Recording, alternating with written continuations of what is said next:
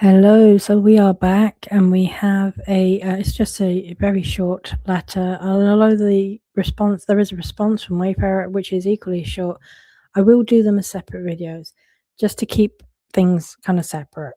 I think that's the better way for me to do it. Okay, so this is from Harco Insurance's counsel. At this point, Wayfarer filed a motion to dismiss or stay.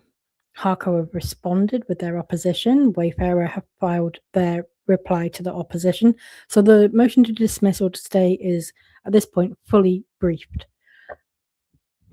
Harco have now decided, do you know what, we want to submit a further response. And this is their letter to the court seeking leave to file that additional response.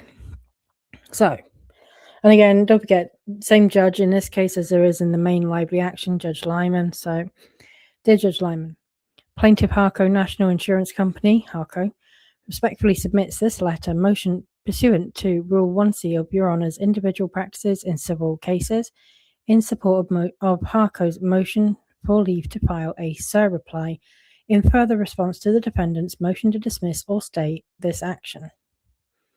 As discussed below, this sur-reply is appropriate and should be granted to allow Harco to address the multiple new cases cited by defendants for the first time in their reply memorandum of law. Okay. Before filing this letter motion, the undersigned attempted to confer in good faith with defendants' counsel by telephone on December 22nd, 2025 to obtain their consent. Defendant's reply cites 11 new cases addressing abstention as further support for its motion to dismiss or stay. Each of these cases is readily distinguishable from the circumstances of this case or support Harco's position that this court should not grant defendant's motion for abstention. Had they been cited in the opening brief, Harco's opposition would have made these points in its opposition. First, 7 of the newly cited cases do not support the argument that the state court action need not involve the exact same parties and issues. Each of the cases, in fact, involve an action pending before a state court or territory between the same parties addressing the same issues. Okay. I'm not going to go through all of these cases.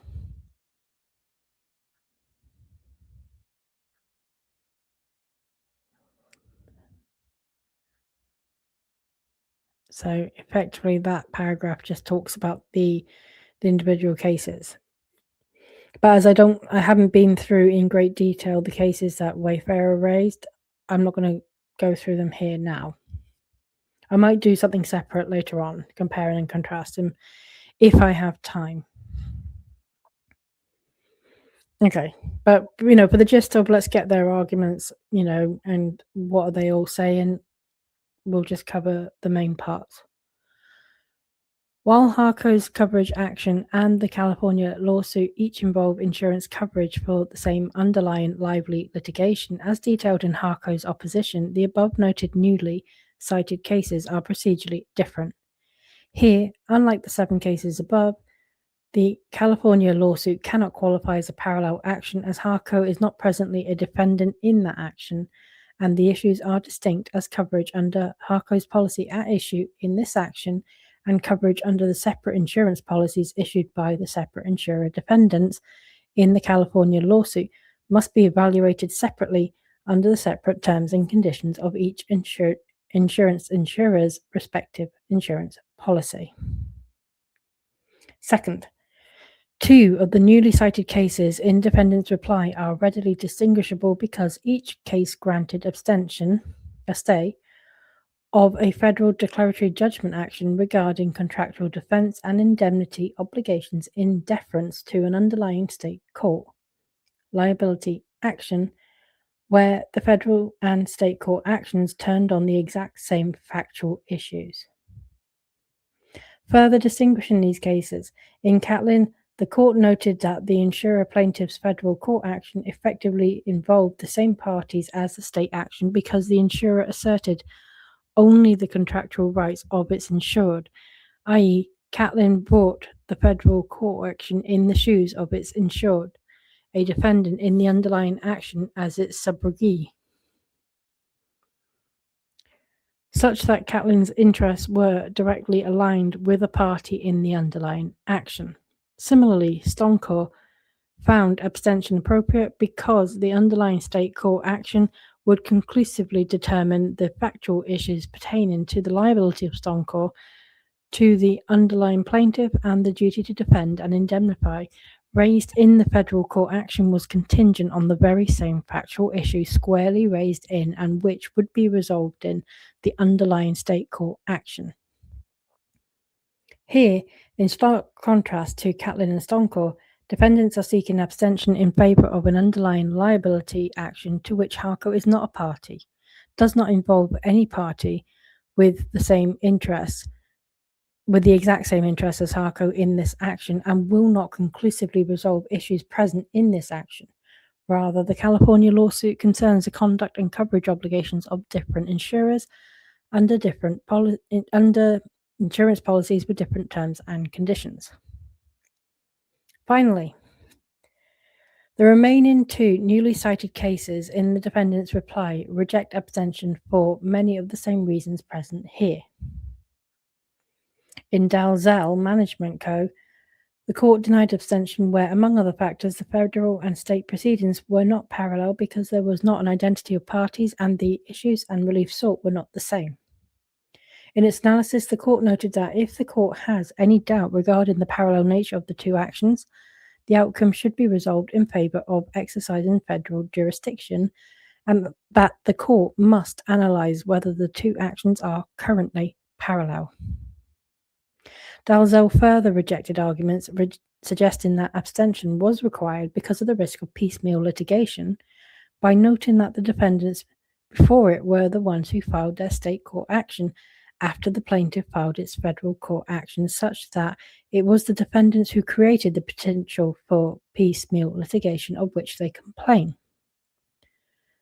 The court also noted that even the absence of federal issues does not strongly advise dismissal, unless the state law issues are novel or particularly complex, and the ability of the state court to adequately protect plaintiffs' interests is a neutral factor. Similarly, in Dittmer, the court held that abstention was improper under Burford and Colorado River, respectively, where the federal action does not involve a complex state administrative process, or even where there is a potential for conflict with state regulatory law or policy, and despite the fact that the concurrent proceedings involve substantially the same parties litigating substantially the same issue. In sum, each of the cases cited for the first time in defendant's reply either contradict defendant's arguments in favour of abstention or are inapposite, as they do not address a situation where, as here, the federal and state court action do not involve the same parties or issues. For these reasons, and the reasons set forth in Harco's Memorandum of Law in opposition to defendant's motion Memorandum of Law in opposition to defendant's motion for reconsideration should be denied.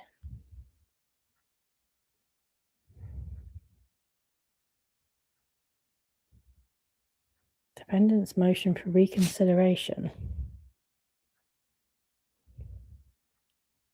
Okay. So I'll go and do now a separate quick video. It will have Wayfarer's response, and then we'll sort of sit and think about whether this is actually a good argument from Harco. On the face of it, it sounds pretty strong, but I want to see how Wayfarer respond. So we'll do that bit next.